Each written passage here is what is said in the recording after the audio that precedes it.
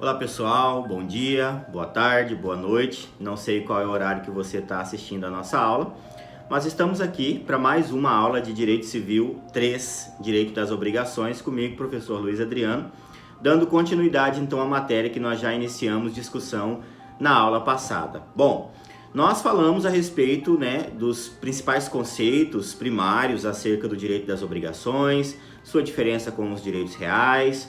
Abordamos aí as principais questões de formação em relação aos elementos constitutivos das obrigações. E agora nós vamos dar continuidade, vamos caminhar um pouquinho mais adiante falando sobre os princípios e as fontes das obrigações. Antes de nós entrarmos nos princípios, apenas como uma breve recapitulação, em relação aos elementos constitutivos das obrigações, vocês se lembram que eu disse que são três: elemento subjetivo, elemento objetivo e elemento material, espiritual ou virtual. Elementos subjetivos são os sujeitos da obrigação, Sujeito passivo e sujeito ativo, ou devedor e credor, ou credor e devedor, que andam entre si nessas posições, e quando isso acontece, constitui uma sinalágma. Pode ser tanto o polo ativo como o polo passivo composto por litisconsórcio, independente do polo. Então esse é o elemento subjetivo. Como elemento objetivo, nós falamos que é a obrigação em si. E o elemento imaterial, virtual ou espiritual é justamente a união, o elemento que integra, o elemento integrador, o compromisso, o vínculo jurídico estabelecido entre as partes, certo? Somente uma observação em relação aos ao elemento objetivo da obrigação. O elemento objetivo da obrigação é a própria prestação. E na aula passada eu não falei que essa prestação ela vai se subdividir em três modalidades, que são as obrigações em si: a obrigação de dar, a obrigação de fazer e a obrigação de não fazer.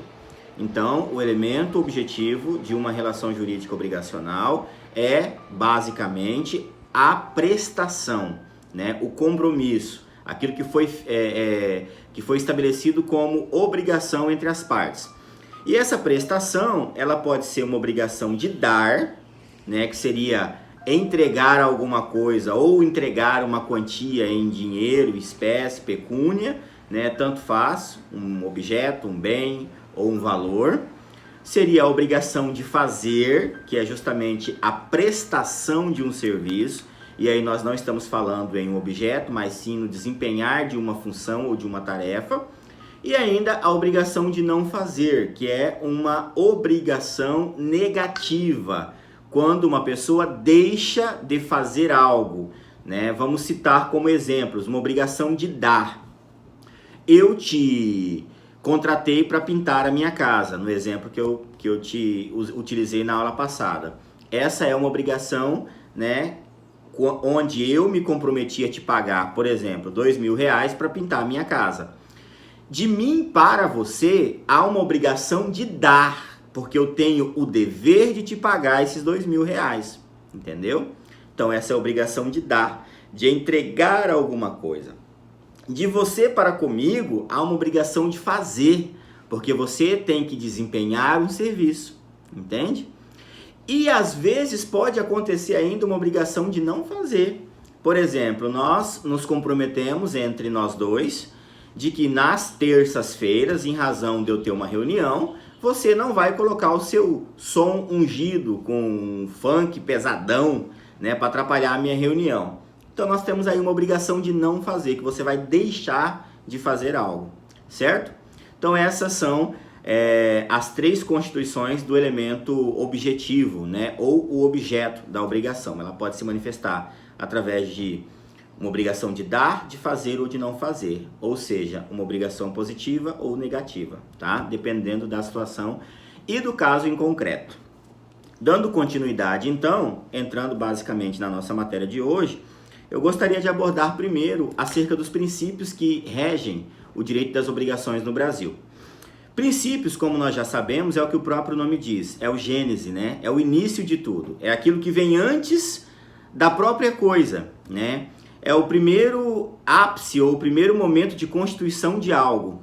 Quando eu penso em fazer alguma coisa, ou quando eu desenvolvo alguma coisa, inicialmente eu tive que pensar, eu tive que imaginar aquilo surgiu de alguma coisa, né? Então isso é o princípio, é o surgimento.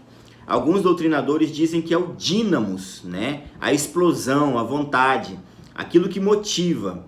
E no direito das obrigações é a mesma coisa, existem princípios que regem as obrigações, que são princípios norteadores do direito das obrigações. Eles norteiam o direito das obrigações, tá? Ou seja, dentro de todos os direitos das obrigações estarão embutidos, ainda que de forma intrínseca, né, não objetiva, não clara, a existência desses princípios que regem o direito das obrigações, tá?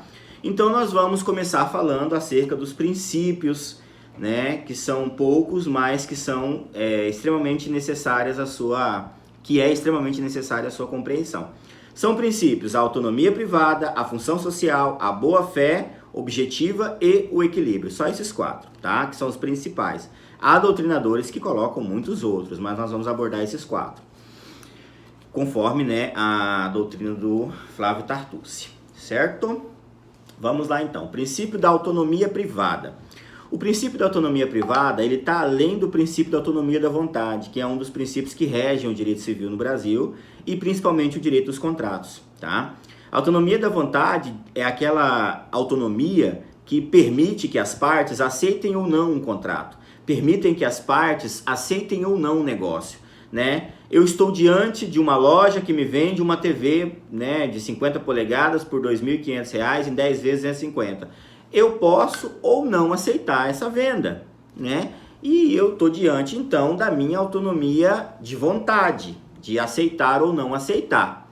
Mas, se eu posso negociar os termos dessa relação, se eu posso sentar com a parte e, peraí, vamos combinar melhor, eu pago 2.000, né, em 10 de 200 ou em 20 de 100, por exemplo, eu estou um pouco adiante da autonomia da vontade. E eu estou aí na autonomia da vontade privada ou autonomia privada. O que é autonomia privada? É um princípio que rege o direito das obrigações, que permite que as partes criem regras entre si. Então aqui eu não estou diante de um contrato de adesão, por exemplo, que eu simplesmente aceito ou não aceito. Eu estou diante da possibilidade de criar essas regras, né? Eu contrato uma babá para cuidar do meu filho e eu vou pedir a ela que venha em tal horário, né, que não é um horário comercial. Se ela aceitar, né, cumprindo todas as minhas responsabilidades, contrato perfeitamente válido, né? Ou para prestar um serviço, ou para desenvolver uma atividade, para fazer um jantar, para limpar, enfim. Depende muito da situação. Mas é justamente isso, a autonomia privada permite que as partes criem regras entre si. E essas regras, elas são observadas e têm valor jurídico, tá bom? Daí, então, a gente pode entender o porquê da existência de tantos tipos de contratos, figuras anômalas, figuras diferenciadas, que muitas vezes você nunca nem ouviu falar e aí de repente lá no seu escritório, né, como futuro advogado, operador do direito, juiz, enfim, você vai pegar um contrato diferenciado, né, contrato de prestação de serviço de limpeza de relógio. Meu Deus, existe esse tipo de contrato? Pode existir, né? Se há uma necessidade, há uma prestação de serviços, há alguém para fazer, encontramos as nossas vontades, perfeito, maravilha, tá bom?